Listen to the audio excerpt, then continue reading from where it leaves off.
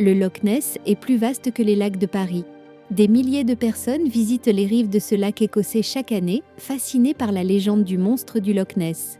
Une histoire qui se trame depuis des siècles, nourrie de témoignages et d'images floues.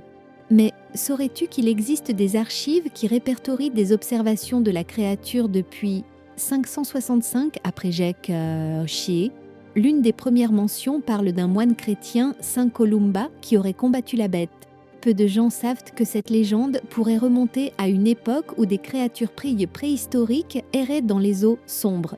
Des études ont révélé que le lac est le foyer idéal pour une créature légendaire. Sa profondeur, ses rares explorations et son obscurité ont créé un environnement parfait pour l'inconnu. Et maintenant, voilà la vraie surprise. Des chercheurs affirment que les premières photos du monstre, souvent exhibées comme preuve, sont pour la plupart des canulars. Toutefois, les croyants soutiennent qu'une créature, peut-être un cousin des plésiosaures, pourrait encore s'y cacher.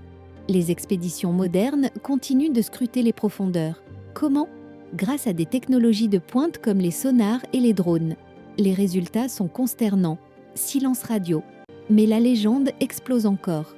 En 2021, une vidéo capturée semble montrer une silhouette géante se déplacer dans l'eau. Ce dernier exploit a relancé l'intérêt et l'exploration du lac. En fin de compte, le Loch Ness n'est pas uniquement un lac.